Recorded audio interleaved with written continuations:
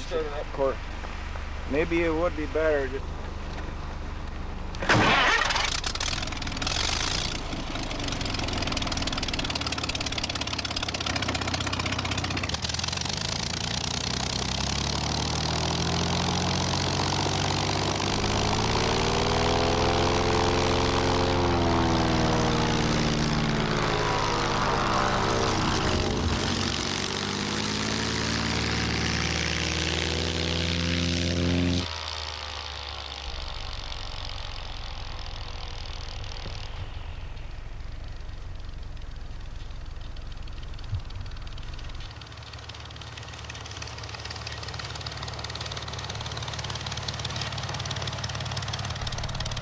If you want. Yeah, that was what we did then.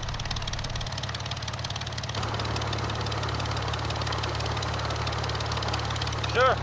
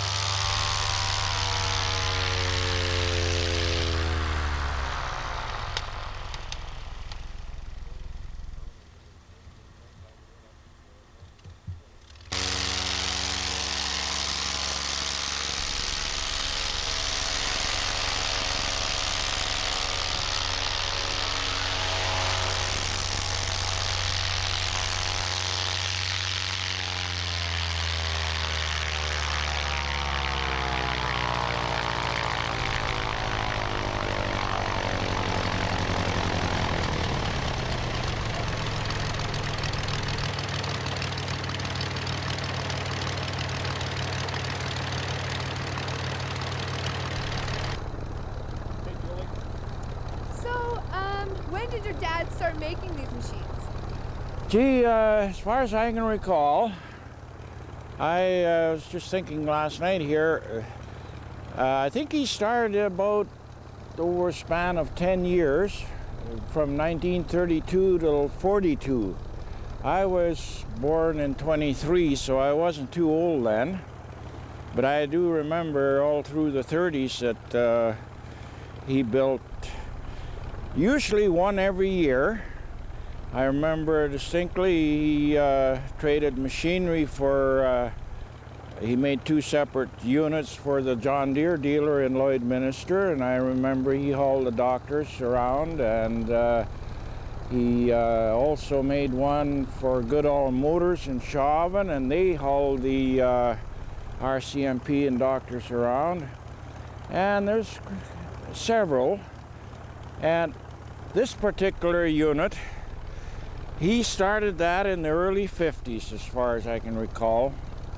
And they called it his little roadster.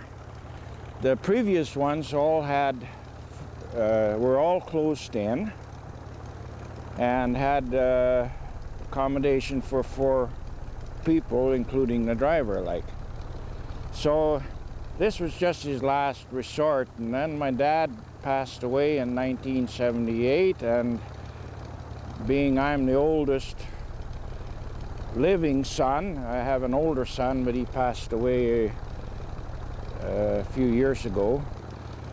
So I inherited it, and I've been looking after it and driving it ever since, having lots of fun. So, how many of these machines are there around anymore, do you know? This is the only one around this area. There used to be a few here in the 30s around Edgerton, I can recall, but there used to be two manufacturers. Used to be Carl Lorch in Spy Hill, Saskatchewan. I just read up last night. He had made and sold 350 of them, even to the Air Force during the start of the war. And there was another one called the Fudge snowplane at Moosomin, Saskatchewan. And they were a big factory. So it used to be the main mode of transportation in the 30s. And right now they're just an antique and a hobby, I guess. I wouldn't say there's hardly any around. So how did your dad make them? Like, what is the machine made out of? He started from scratch. The skis on this particular one, the main skis are made out of 45-gallon gas drums rolled out. It's got the hollow in it for like a ski runner or a guide. It's just to keep it running straight. Myself, right now, I've got stainless steel under them. It seems to slide a little bit better. And my dad always made all his own propellers. Every machine he sold, they usually put a Model A or a Model B Ford motor on them, and he made the prop and installed the motor. And I even got two propellers here that my dad had made, but this particular motor, I bought it completely overhauled from a fellow in Vermilion. And of course, I bought a factory-made prop from Texas. It's made to fit us. They use these Corvair engines on airboats, snowplanes, things like that. So this propeller isn't one of the handmade ones that your dad No, made? no, it isn't. It's a low pitch, and it's got more pulling power. It hasn't got as much speed, but it goes through the snow pretty good. Other than that, the only extras I put on is the lights. I got a tachometer and lights and tachometer, except for the modifications on the motor and the prop. It's all original. So why did you decide to restore it? Oh, just to follow in my dad's footsteps. Someday I wouldn't mind starting one from scratch. I wouldn't mind doing it, but no, it's just a family tradition. My dad's name was Oscar Sjoquist. He lived at McLaughlin, and he was a jack of all trades. He could do just about anything. Yeah, he's a real handyman. And I've been in the garage business all my life, and of course I like to keep it up. Yeah. So what does it feel like taking this out for a ride when you do take it out? Oh, real thrilling. Yeah. The only thing is I'm getting too old, my blood's too thin, and I get cold so darn quick.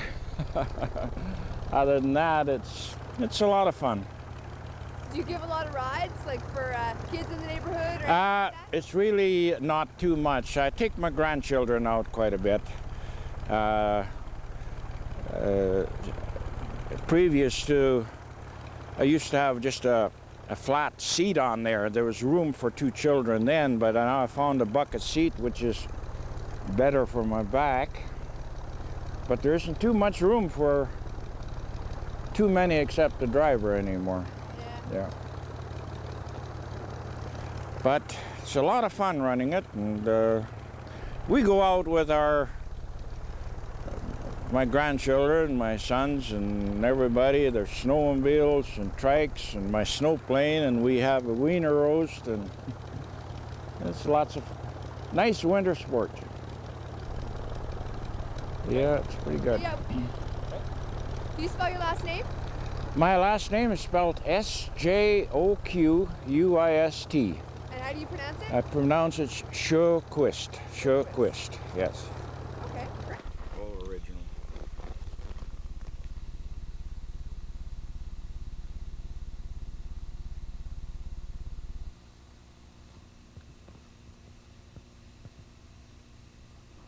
Other models is with a full leg ski up.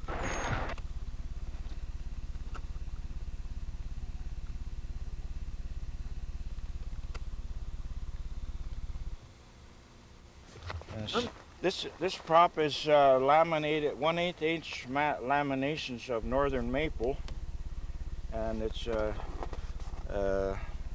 tipped with stainless steel. It was made by the Atski Propeller Company in Keller, Texas. That's where I bought it.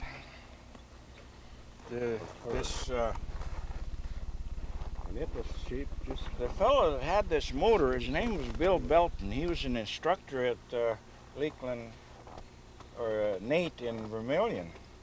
He built himself a homemade airplane. And he had this all overhauled completely with a regular prop conversion on here to mount the propeller. But my son, Lennis, was going to Nate at that time, and he eventually put a Volkswagen engine and flew his plane. So I bought this. I paid, I think it was around $600 or $700 just for the block assembly from him. but the other. I can remember I was about 15 years old. We went to Lloydminster, and it was in the spring of the year, and some of the roads were getting bare, so we followed the ditches. And about 2 or 3 miles south of Lloydminster, we hit an approach, and there was a culvert, and one ski went in the culvert, and he had a tie rod across the two skis, and we stopped kind of sudden like then. So we took that tie rod off, and he pounded it against the telephone pole and got it straightened, and we went into Lloyd, and we got home again. And the only other thing I was mentioning on my tape that I had made, my dad, he did eventually put a Volkswagen starter on this, and the reason he done that, he'd have to crank it by hand. Better make sure that every switch is shut off, like this. And he had the choke on and the throttle on a bit, and he couldn't get around fast enough. It went right across this quarter section of land and ended up in some trees where it finally stopped. And that was this machine too. Now, maybe if you sat on this side.